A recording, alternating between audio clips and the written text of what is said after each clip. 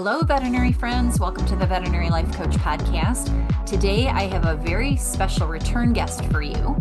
Her name is Dr. Jennifer Edwards, and she's a veterinarian of 25 plus years, a leadership coach, and a speaker. She built and sold a successful veterinary practice, and she now helps veterinary professionals create positive changes in both their personal and professional lives through proven leadership strategies and evidence-based coaching methods. She works with teams to help them develop high levels of communication and collaboration to create powerful outcomes.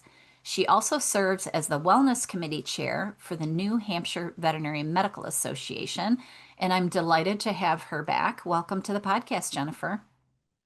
This Thank is you, going to be fun. Julie. I'm so excited for another wonderful conversation with I you. know. Jennifer and I get along well. We just spent like the last 25 minutes probably saying a whole bunch of stuff we should have said on the podcast, but we are of like minds and of like Yes. kind of like professions. So Jennifer, in case people haven't listened to our last podcast that we did together, can you just kind of introduce yourself and tell how you got to what you're doing today and how you got there? Yes, absolutely. So today is what I do is what you mentioned is that I serve the veterinary profession as a leadership coach and an energy coach. And where it all started was years ago. I have been a veterinarian for a long time. I worked as an associate, I've done relief work, and then at some point in around 2007, I opened a practice. So I spent 13 years as a practice owner, a leader, an entrepreneur, and a doctor, and um, loved it, right? I absolutely loved it. It was wonderful, and it was hard. And there were times that I struggled and times that I burned out. And all along that journey, I had also been really involved in the study of transformation and self-development. And I worked with coaches even back then before coaching was even popular. And I honestly don't know how I would have gotten through those times without the support, without the knowledge, the awareness, and the tools that I gained from everything I had been studying and in the moment applying to my life as I was learning and growing as a person. So I decided to sell my practice.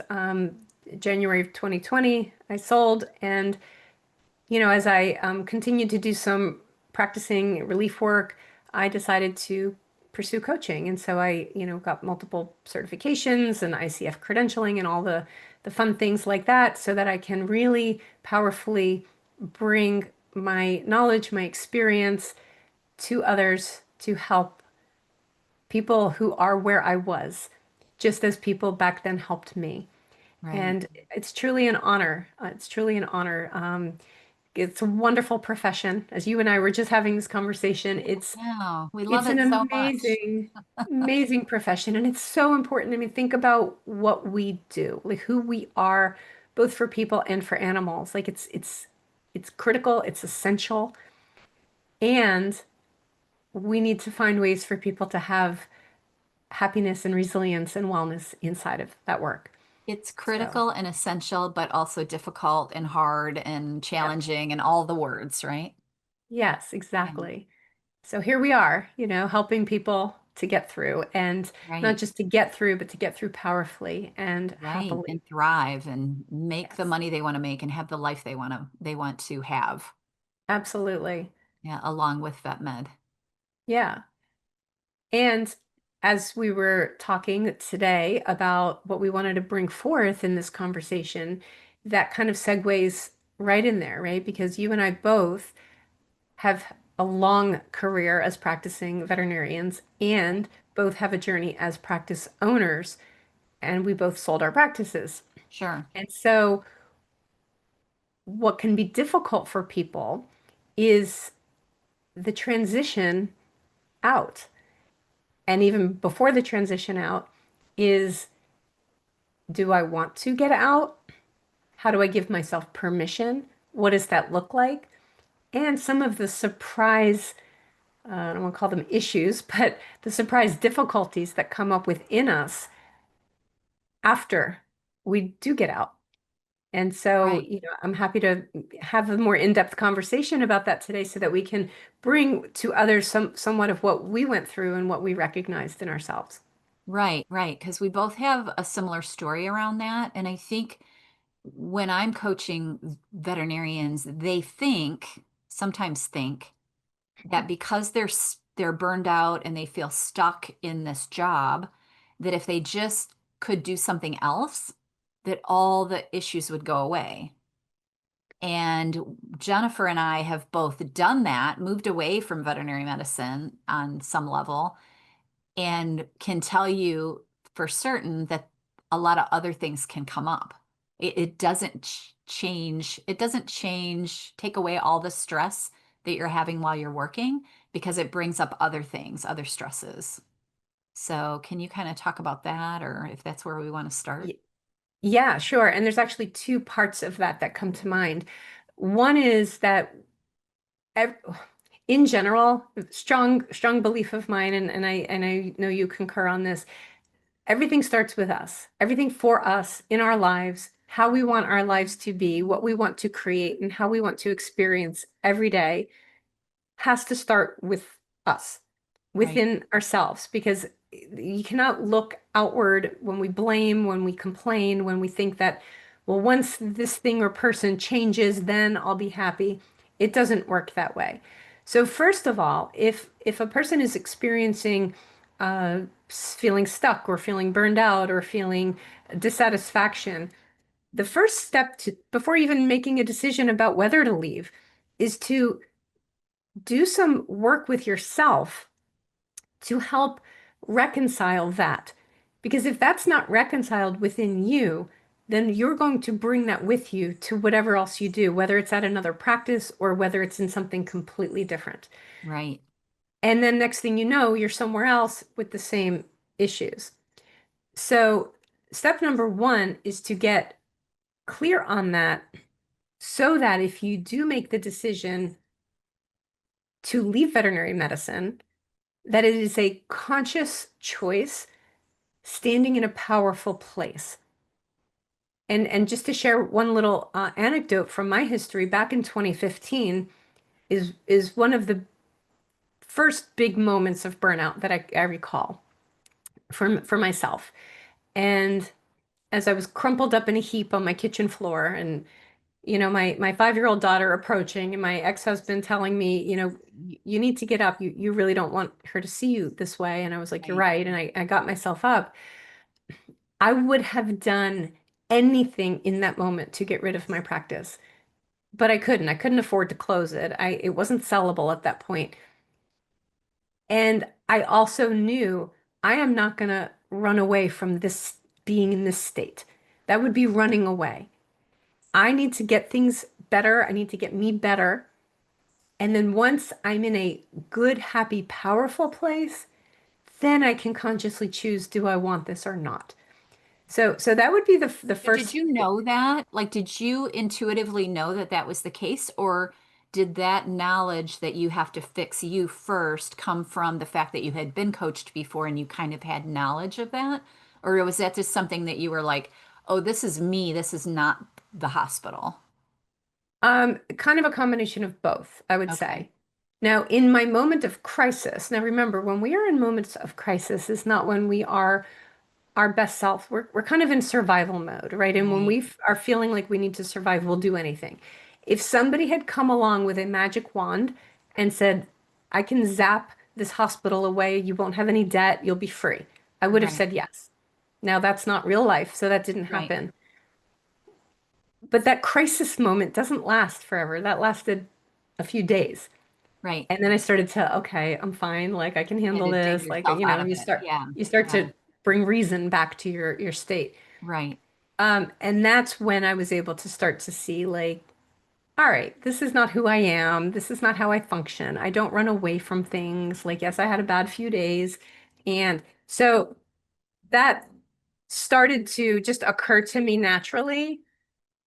And also at that time working with my coach and having him help me see that at a deeper level because as human beings we're limited in what we can actually see for ourselves about ourselves. right. So with self-awareness, we can see some, and then we need other people to be that mirror for us. So it was kind of Right. a combination of both. Yeah, and I think a good point to like just stop and remind people about that is that when you have these crises, whether it's in your job or in your family or whatever, and you have a meltdown, that's what I call it, a meltdown, Yeah. and you're like in crisis, that's part of being a normal human being. Right. Like that happens to everyone. And I think sometimes we don't realize that because we see everybody on the outside. Like I see other business owners and they always seem happy and they always seem capable and confident and calm. When you go to CEs, everybody looks like they got their crap together and they're at home on the floor sometimes, like you were, Right. right? 100%. Yeah. And that's a Yeah, normal thing. everybody else always looks like they're perfect. Sure.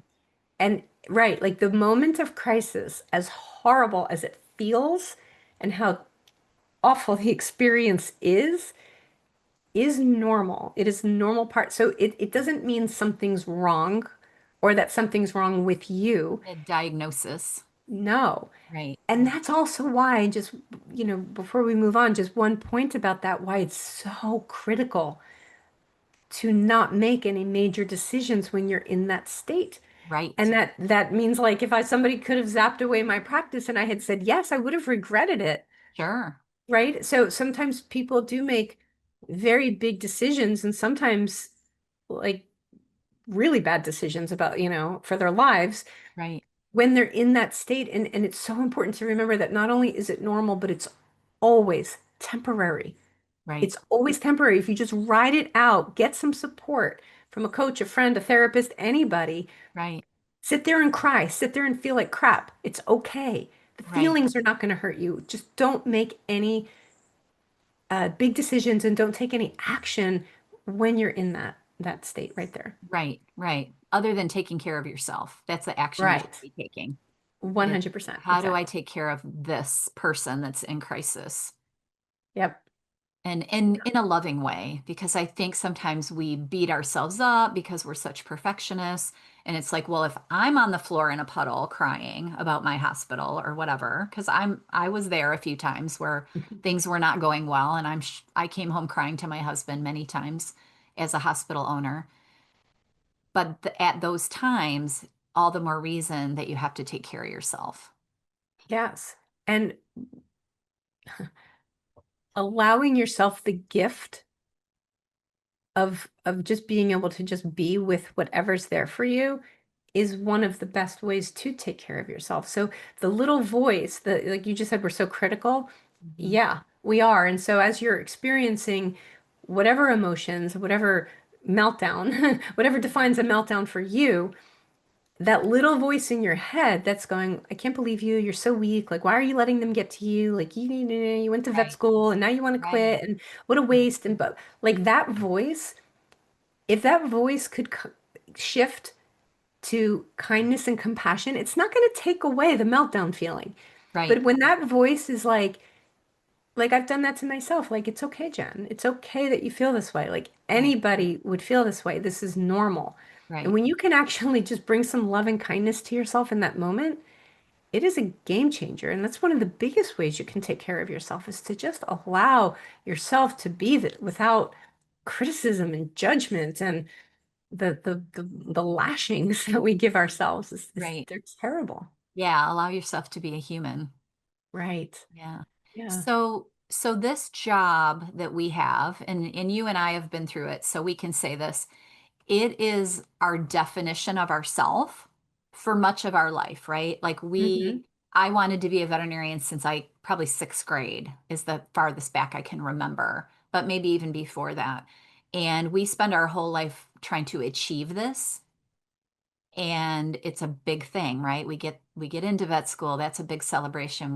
We get through vet school, that's a big celebration. We become a vet, and then all of a sudden, whether it happens the first year or 20 years down the road, you want to transition away from that. Like what does that do to us, and where do we go with that? Because, this was our this was our job. This was the definition of us. This is what we tell people we do, which then in turns becomes our identity. Like, let's talk about that a little bit. Yeah, when a person, so let me just back up. Earlier we talked about like really getting clear that leaving is truly what you want. Right. Not that you're trying to flee You're not what burned feels out. You're like not the running away. You're not running right, away from something. You're running to something, which right, exactly. is the difference, right? It's a very, very different energy because one is in survival mode and one is in creation mode. Right. And but if a person just truly comes to, you know what, I've been in practice for a year or I've been in practice for 10 years and I actually just don't enjoy it as much. I'm happy, like things are okay, or it just isn't the lifestyle I want. I just don't really want to do this anymore. Yeah. There, what I discovered for me when I transitioned out, and I still do some relief work here and there, but especially selling my practice, transitioning out of being, quote, a full-time practicing veterinarian, a lot of identity issues came up for me. That surprised me. I was not expecting it at all. I was like, oh, I'm a coach now. I want to Right. focus on now serving people in the profession. This is great. Sure. And there was so much almost like anxiety that started to creep in. And I would ask myself, like, what are you anxious about? Is there a fear? Like, what are you afraid of? Like, why do you keep saying yes to all these relief shifts you don't want when you want to be working on creating your new business? This is a few years ago. And I really got an awareness that I was afraid of losing that label of full-time practicing veterinarian. I was afraid of becoming not old, because we're all going to get old, but Yeah. I was afraid of becoming old school, air Yeah. quotes, oh, those Old old school school, vets, irrelevant, not irrelevant, obsolete. respected. Yeah. Yeah. Not Yeah. having knowledge anymore, Right. just becoming outdated. Not because, I mean, being current, being technological was a huge focus throughout my entire career in my practice ownership. Like you know, the two lasers and the started dental x-ray back in 2002. And like, I just was always at the forefront of technology. I've always enjoyed that. I kept up. And now all of a sudden, I'm studying other things and Yeah. I'm not practicing and I'm not studying vet med. I'm not going to all the conferences. And it became almost like a little bit of a fear of letting go of that identity. Yeah. And much, much more so than I had expected. Yeah. And I think understanding where, because the same thing happened for me, and a little bit probably different thought process for me than for you. Because yes, it was about the identity. Yes, it was about maybe the significance. Like when you step down from a leadership position, you put a lot of value in having that significance and leading other people and helping other people kind of idea. And for me, it did result in some anxiety. And what I discovered by working with my coach um, is that when you're anxious, it is fear-based, and it's usually a fear of either loss of meaning, loss of purpose. Some people are afraid of dying, so that can happen. But there's these core fears that we have that when this event touches those core fears, and for me, I figured out that I felt like I was losing meaning in my life Mm, because to me, being a veterinarian was super meaningful. And so when I identified that, I was like, okay, well, can I transfer that meaning to what I do now, which is being a coach? And I absolutely can do that, but it slides back because we hold so much significance in that title of veterinarian because we've wanted to do that our whole lives. And I think it's very deeply ingrained, and we don't always know that. Like right. a lot of people that I coach are like, well, I don't want to be a vet anymore because it sucks. It's terrible. It's hard. And it's like, but that's there's a reason that you did it in the first place. And if you don't Right. address that, then you're going to have that anxiety of letting go of that meaningful, because it is meaningful for you, or you wouldn't have gone through vet school, meaning, purpose, whatever your fear of life is. So I think the anxiety is real. And Yeah. if you don't know that and you just quit and then you try to start something else, you're bringing that anxiety. It's not going to be resolved. Right. And you hit on something for me that's really, really important for a lot of people and why burnout is so prevalent is there very easily can become a disconnection with the why. Yes. If I were to say to somebody, well, why did you even go to vet school in the first place? There's a lot of other easier programs you could have done that you Sure. could have gotten into grad school or get a PhD or many things. Like why did you go through it? And why does it matter? Like, okay, so you stayed late to help the dog that, has this massive painful hot spot or, Right. a broken leg or, you're working in an ER. Like, why? Like, who cares? Yeah. Right? Like, so what? The dog's in pain. Yeah, you So, could have just left. Yeah. so you could have left. Like, okay, but the dog was in pain. All right. So, right. So the answer to that question, so what? Who cares? Well, I care. Well, why? Why That's does it your matter? why. Yeah. That the answers to that question is your why. And what Right. happens is when we lose sight of that, what takes over is just the hardness. Because Right. it's not an easy profession. This is not No. if you were to rank professions on degree of difficulty, this would not be at the bottom, and that's Right. okay. But Right. what gets us through is the passion, is the purpose, is the meaning. And a word that I really think lands for a lot of people is mattering. Like when sometimes when we leave, or especially if we sell a practice, it's this feeling of like I don't matter anymore. Like this Right. practice is actually now running fine without me. Here, this whole time I thought like I was so important because they need me. Yeah. They're never going to be able to Yeah. And function if I and literally you walk out the door and it just keeps right on keep going because going. It just yep. keeps right on, I know. Yeah, ticking. we have that thought, well, if I quit, that'll show them. Right. They'll never be able to replace me because I'm awesome. And then boom, they just keep right on going.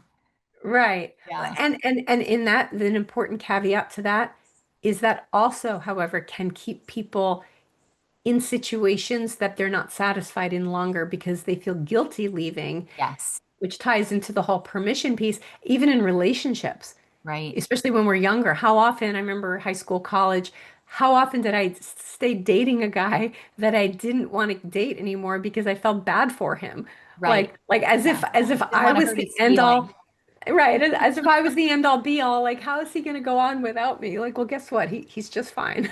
Right, right, And, and right. So it's about when we reconcile and we are very clear that we know our passion, we know our purpose, we're reconnected to that, then what can happen, it doesn't mean that it means you're not going to want to leave the profession. And I just want to emphasize it's okay if you do want to leave the profession. absolutely. But what happens is instead of leaving because of a disconnection from your passion and purpose, you leave from a state of being very connected to it and feeling complete with it. Right, And that's very different than being like, I don't even know why I became a vet in the first place. Screw this, I'm out of here. Is different than I'm healthy, I'm healed, I'm standing in a powerful place.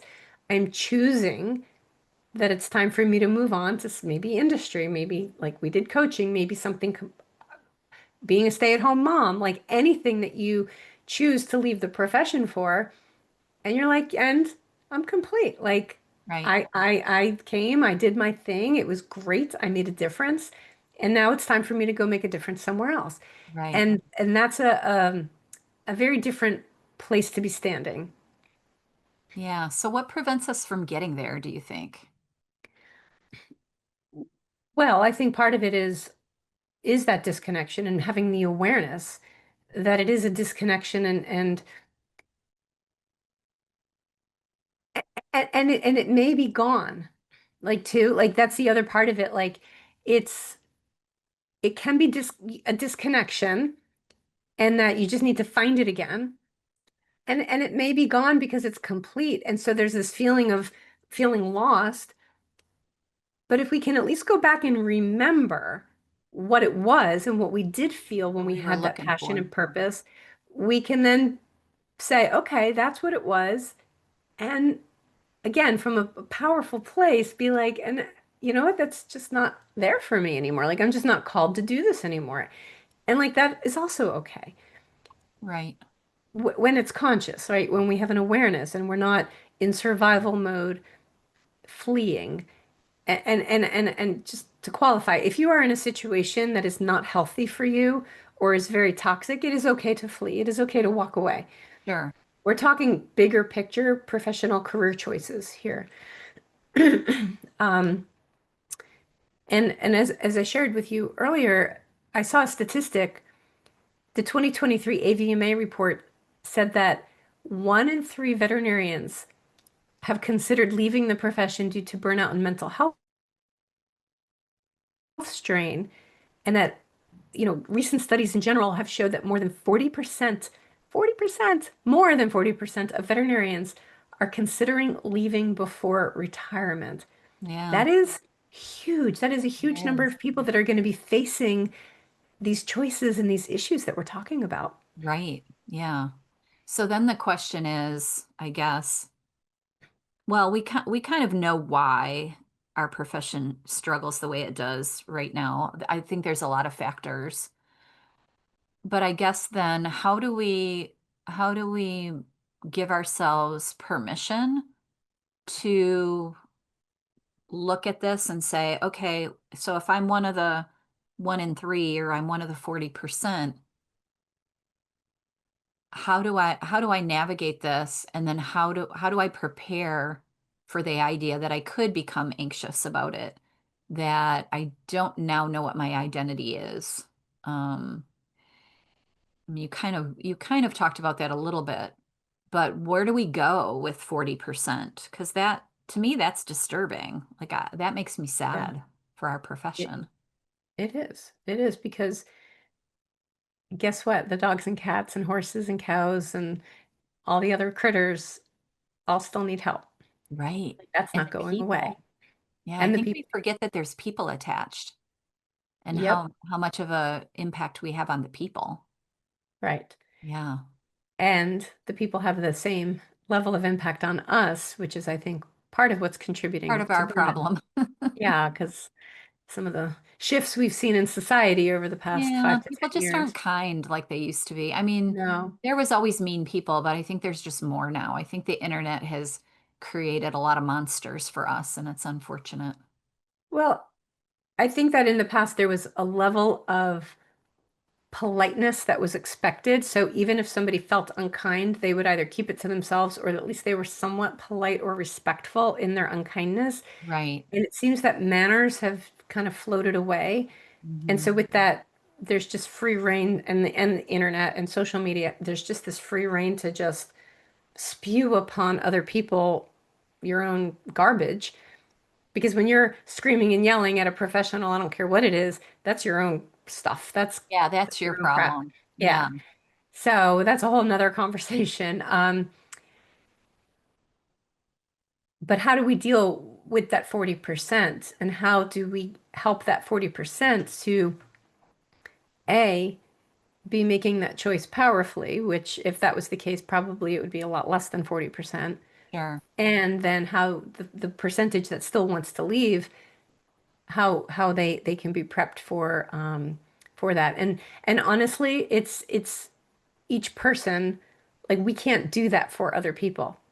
Right. So each person is part of that whole choice to be on the journey of self-development and self-education and self-awareness, which is cultivated slowly over time through modalities such as coaching or therapy or going to retreats or reading books or listening to podcasts or usually a combination of all of the above, slowly over time, building those muscles of self-awareness and having outside help for that reflection so that you can start to see what is not currently in your conscious, these subconscious beliefs, these subconscious insecurities that are running the show, but you're not aware of it.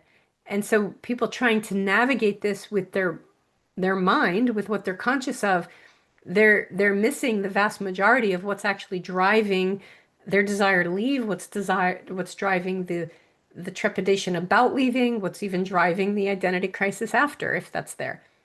So I guess for me, the answer is just even a podcast like this, planting the seed for somebody who either is in the situation or maybe in the future, that there's stuff there.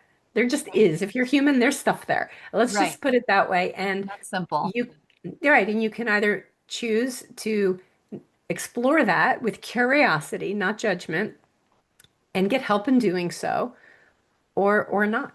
But to me, that's the answer of navigating this. And then whatever comes up afterwards, the same thing, right? And you and I even spoke about grief, if you want to talk about that for a little bit. Yeah, I mean, from my standpoint, I talked about when I moved away from my practice that I had some anxiety that I had to work on and resolve. Getting to the conclusion that I feared a loss of meaning in my life because that practice ownership and that practice itself and my identity as a veterinarian was part of what gave my life meaning. And one of my core fears was the loss of meaning in my life. And so once I figured all that out and started to work on that, it got easier to transfer that meaning into my current life. But then, um, what was the question you asked me again? I was About grief. transitioning into that. Grief. Yes, grief. And so not only did I have the anxiety, but then to me, it became apparent to me that I was grieving the loss of all the things about being a veterinarian. And so it was that identity crisis again, but it looked like grief. So it was, all the stages of grief is, well, maybe I should continue to work in hospitals and maybe I should continue to do relief work. And, you talked about your urge to keep doing relief work, even though you had moved away from practice because you were trying to grasp onto that veterinary identity. And to me, it felt like I was grieving a part of my life that I truly loved and that I had to process those emotions, which if people know the stages of grief, it's like the bargaining and the anger and the depression and all the things that come with when you're grieving something or someone was the same kind of emotions that I had to process to go from being a veterinarian and a business owner to being a veterinarian and a life coach and doing this instead of that. And so I think that's all real. It's all real emotion that you have that will come up for you when you're moving from one career to another or even one stage in life. Hmm. People go through Yeah, that when their kids grow up right. because they're transitioning from mom that's needed, that's very meaningful, into mom that they might call you, a couple times a week if you're lucky, If you're right? lucky. Yeah, if you're lucky. Yeah. Yeah, or even teenagers who don't need you quite as much as they did Yeah, even a few yeah. So years does that ago. make sense? It's like the anxiety, it's the grief, all of those emotions that we are so afraid of feeling. And to add to that, because I 100% resonate with everything you said, my story was similar. But there's this added layer, which is where hopefully this conversation can, again, plant a seed to an individual so that they're on the lookout. Right, Because very often when we do experience grief, we're aware of it, right? Like we lost something or right. someone, right? Yes. Like when my dog passed away this past spring, You expect it. I grieved, right? And I Mhm. was like, yep, here it comes. And I'm Right, crying. Like, yeah. And right. And so there's an expectation for me. It was nowhere on my radar. There was zero expectation that right, there would be a grieving process. So what happened is, again, that little critical voice was like, what is wrong with you? Like, why are you anxious? Why are you so upset? Why, like, get over it. Like, aren't you happy you sold your practice? Like, right. get over it, so to speak, in air quotes. And then all of a sudden, one day, it occurred to me as I was watching myself and like observing and what I was feeling. And I was like, oh my gosh, Jen, you're grieving. And it just was this light bulb that went off. And Right. I was like, oh my gosh, I am. And Yes. then I was able to start allowing that and feeling into it. So then I was able to process through the stages of grief and Right. recognizing it for what it was and stop criticizing myself because why aren't you stronger? Or why are you letting this bother you? What's wrong with you? Blah, Well, blah, we're blah. trying to just ignore it, thinking it'll go away. I think Right, that's the biggest mistake we make when we're processing emotions, is just trying to be like, oh, that's not there. And then I'm going to right, keep busy over here so I don't have to right. play with that. Yeah. I got to do something else to distract myself. Right. And We I think, compartmentalize. yeah, absolutely. Yeah. We just kind of push it away. And the problem is that when that happens, it gets stronger. It's Yes. more pain. Yep. Repressed emotions don't go away, they grow, Right. Yeah. you Yeah, which know. is absolutely a thing. Yeah. So let's talk a little bit about how do we give ourselves permission? Let's say for the people that are listening to us that kind of are where we were before we moved out of our practices and they're kind of in that space, whether they've been practicing for a year or 20 or 30 years, and they're like, okay, I think I want to move away from whatever they're doing, clinical practice or whatever part of vet med that they work in. How do we give ourselves permission to do that and allow for this change without, well, I guess you're going to have to go through some of the emotions, but without letting those negative emotions like anxiety and grief and all those things derail that process, if that makes sense. Yeah, makes perfect sense. And again, this is going to, of course, be different for everybody. But if I were to kind of speak in like a general, if you want to call it an exercise Right. that people could do, is to sit down when you're alone or observe yourself, like if you're driving, when and write things down. And when you think about, like, let's just pretend somebody wants to transition out of practice ownership. Like, pretend that's the thing. And it could be anything, but just use that as an example. When you think about selling your practice, and then it's followed by this, like, I can't, or a disappointment of, like, well, that's like other people get to do that, but That's I don't. impossible. Yeah. Right. That's impossible. Really start to say, ask yourself some questions like, why is that impossible? What is it about you that you can't sell the practice? What are the reasons why it's not okay? And then when you write that down, then question that. So what would happen? Well, I won't own it anymore. Okay, so then what would happen? So why does that matter?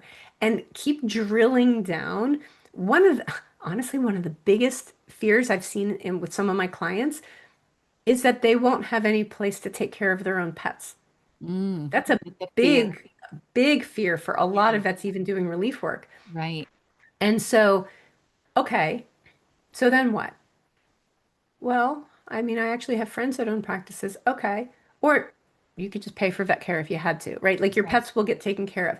And Sure. start really, really, really writing down all the beliefs in their various forms that are present that tell you that it's not okay for you to transition away. Right. Then also, on a separate column or piece of paper or whatever, explore, what am I afraid of? What am I afraid will be? What will I be, am I afraid won't be? And what may come up preemptively, if because people, if we had done this exercise ahead of time, we might have Right. been more able to expect what came to us. Right. Is there might become things like, I'm afraid I won't matter. I'm afraid I won't be needed anymore. I'm afraid if I sell, then whoever I sell to will keep me on, but then I can get fired. I'm afraid of not having a job. I'm afraid of the quality of the practice declining. Like I'm afraid Right. of loss of income, like all the things. Sure. And write them all down and then start to look at, okay, and what if this happened? What's the worst thing that could happen? Okay, so Hmm. the quality of the practice starts to decline. But you Okay. don't own it anymore. You don't own it. So then you're at a choice. Like you can continue working there if it's just a Right. little bit and it's Yeah. annoying, but you can ignore it, or you can leave, Yeah. right? Or then it's not going to take care of things the way I did. Okay, what's the worst thing that can happen? The ultrasound machine is broken and doesn't get fixed. There's Right. dirt on the wall. Okay, what's the worst thing? And so, but not to invalidate those concerns, but just to address them. Because what often happens at the end of this is that when a person's like, you drill down and you drill down and you keep asking, so what and why? And so then what Right. happens? And what's the worst thing? And in the end, you sit there looking at these pieces of paper and you go, oh, all of this isn't that bad. Maybe I can do this. What if I just gave myself permission? Oh my God, I'm going to sell my practice. And that's literally what happened to me Right. when I made my decision. A friend of mine had sold, and I was like, can I do that too? Like kind of looking around like nobody's looking. Can I actually? And then once it was like once I crossed that permission line, there was no looking back. Yeah. And I think that is a useful exercise with almost everything that is causing us grief or anxiety or any of the things, or just when you're questioning a life change. It's like the worst case scenario thinking. Our brain makes everything into such a big deal. And when you really start looking at it, especially if you write it down, like I love handwriting things because I think it makes that connection between my brain and the paper and it kind of pulls all that stuff out. At least that's the way it feels to me. And Yes. then it's out here and you can look at it and you could say, I'm terrified that I will no longer be a veterinarian or whatever the line is. And then you look at that thought and you're like, okay, but is that really a true thought or is it just a thought? Like, is that real? Like, if I sell my hospital, am I no longer a veterinarian? And then, worst case scenario, what if I hate it? And I said this to my husband when I was thinking about selling my hospital. I said, what if I hate not owning a veterinary hospital? What if I really hate it? And then I looked at him and I said, well, I could just buy another one Right. because I'll have plenty of money from selling that one. And then I was like, oh, so if that's all I'm afraid of is that I'm making the wrong decision, I don't have to fear that anymore. And so I think it's a really good exercise when you're afraid of anything or you're thinking about changing. It's like, what am I afraid is going to happen? And then if it were to happen, like my worst case scenario was, well, what if I sell it and I regret it? Right. Oh, well, then there's like, I could just start another one. Right. I could just rent a building and start all over. And then I was like, oh, yeah, okay. Well, then it's not so scary anymore. Right. That could actually be fun, right? Right, right. If that's Yeah, the because path that you was had kind of what I chosen. was looking for. I was like, oh, I want to do something different. And So, and I to challenge people to think that way sometimes. yeah. And just to add to what you were just talking about with the fear, is the exercise that I was just describing can actually be applied in a way to fear as well. Because very often we all, it's totally normal, don't take action, especially big action, because we're afraid. Has a fear, yeah. And and that fear is okay. Like it's legitimate and we're afraid of the unknown and well, what if Right. this and what if that? That's all okay. The fear is Mhm. legitimate. Right. So when we look at fear, and usually it's a fear of an experience, right? Like we're not really worried about a fear of a job loss. We're afraid of the experience of the job loss and what that's Right. going to do to us, the Right. feelings that are going to be there if we Having to lose the tell job. people I got fired or having to Right. tell So, people that I'm out of work or whatever the right. So financial uncertainty or shame or whatever. So it's the actual emotions that we're afraid of, not the actual situation. right. So what you can do is say, okay, what is everything I'm afraid of? Well, I'm afraid everything I just listed. I won't go through it again. Like, what are Right. the emotions associated with that? Well, I have financial uncertainty. I might be annoyed with the way things are at the practice. Okay, so uncertainty, annoyance, shame, like just list it all out. Well, then write down why is it that you want to sell? What is it that you're experiencing now that's unpleasant emotions that you would keep feeling if you stayed?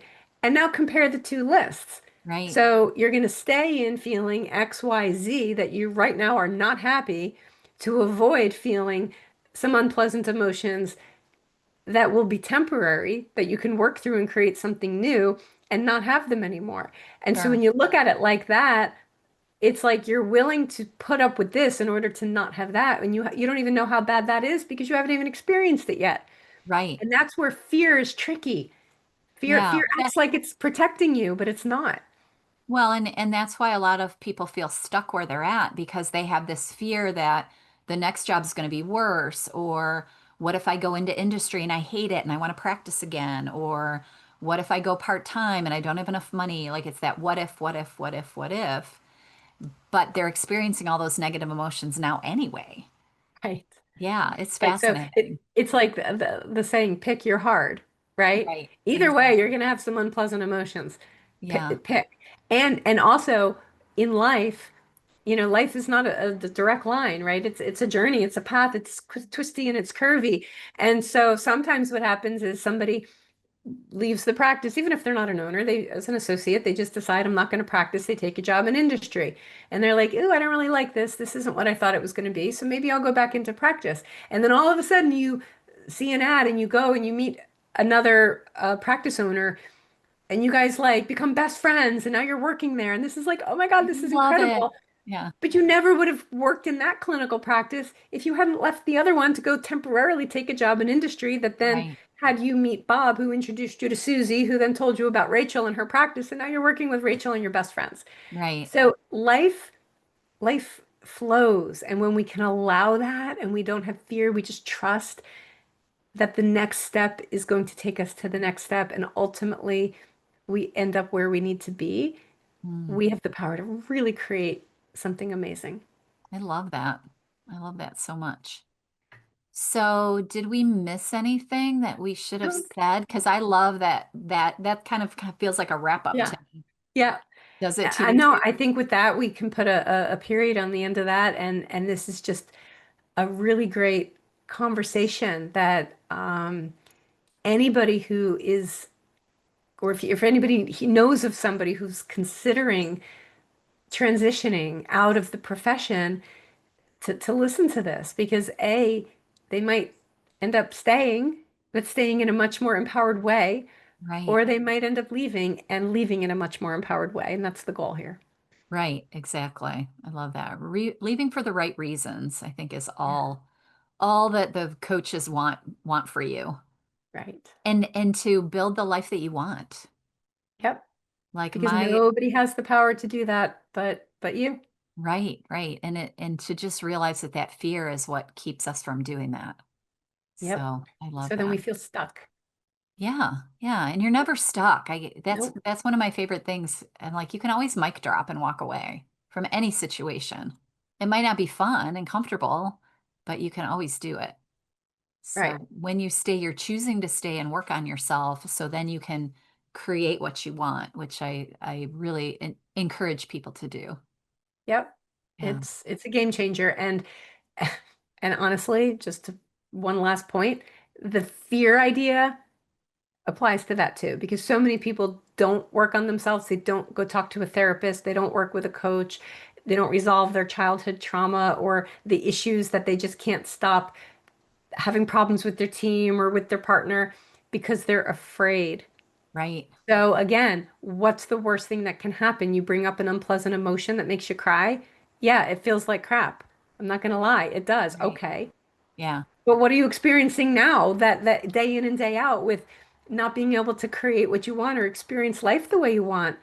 But at least if you bring it up, at least if you're working with somebody, even if you cry and feel bad about yourself temporarily, you work through it and then it goes away and then you're free. So yeah. it that applies right there too. It's that, Yeah, if that you're afraid of going to therapy or you're afraid of getting a coach or you're afraid of even just talking to someone about what you're going through, that fear, if you can push through it and get over it, or at least do something while you're still afraid, if you yes. book one coaching session with someone like Jennifer or I and you're scared when you come to it and you just entertain the possibility that it might change something for you, it's it's incredible what you can do with a good therapist or a good coach or even just starting the conversation with someone that might then say, "Oh, I got went through therapy. Here's my therapist." Or, Right. it's you're not you're not unusual and you're not special if you're struggling. Like we Right. all are. Every single one of us, including you and me. Like, I know. this summer I went through some stuff, right? And thankfully I have a coach and I worked through it, right? Like Yep. it's a journey. It's a journey, a lifelong journey of growth and development and self-awareness, and the same stuff comes back up, but just a little bit of a different layer, and you work through it. And with that, again, everybody, knows the definition of courage is feeling fear and taking action anyway. You don't have to resolve your fear in order to take action. Right. You can be afraid and still Yeah. act. Yeah. They're not Just mutually send an exclusive. email, reach out. Well, tell Jennifer, tell them where to find you if they want to try coaching or they want to see some of the things that you're doing. Where can they find you? So, a good place to start is my website, which is drjenniferedwards.com, and it's doctor with a DR. Social media, a lot of stuff on LinkedIn. I have a YouTube channel. It's all at Dr. Jennifer Edwards. And if somebody is interested in coaching, I always start with a breakthrough call. It's a free call that in and of itself often leads to breakthroughs, to really explore what's going on, what are you dealing with? Like, let's talk about what's possible. People gain so many insights just from these calls, and then they can decide, like, does it make sense for me to move forward? Are we a right fit to work together? Perhaps not. And I know a million other coaches, right? Like Right. it's just a first step to have a conversation, to start saying, like, is this something, again, giving yourself permission to take a first step. Like, I don't know what this looks like. I have no idea how somebody's going to help me out of this the way I feel right now, but I'm going to take a leap of faith, and they said it's possible. I'm just going to trust it's possible, Right. and take the first step. You don't need to know how, you don't need to see the end game. You just have to have faith and trust and make yourself a priority. But reach out to me anytime. I'd be happy to have that call. And also, if you are part of an organization, conference, looking for speakers, presenters, I'm always happy to bring my content to audiences to help bigger groups, hear about these things. Yeah. And as scary as you think it is to go talk to a coach or a therapist, it it is intimidating, but it's definitely if you coach with someone that you feel comfortable with, it definitely will change your life. And Definitely. it's so useful, even like the first time you're like, oh, okay, I get this now. Yeah, like it just like Yep. makes the light bulbs go off over your head. And that's why I love it so much. So, yeah, Yep. don't be intimidated to reach out, everybody. And don't No. think that you're special if you're feeling stuck, if you're feeling overwhelmed, if you want to quit vet med, if you don't want to quit vet med, but you want to feel better about vet med. Don't think that you're the only one Right. because it Well, happens for all of us. 40%. Yeah, 40%. There you go. 40% And are those are the considering ones that leaving. admit it, right? Right. The ones that admit it, and the ones that are actually considering leaving, not the ones who kind of aren't happy, but Right, it doesn't have to be that way. right. It does not No, have to be a suffering experience. no, it can be beautiful. So, Yeah. well, I really appreciate you being here. I love this conversation. I was a little bit all over the place, but I really do think that we got some good information out there Hmm. about this topic, which is something that we just don't talk about. And I Nope. think we should talk about it more. Yeah.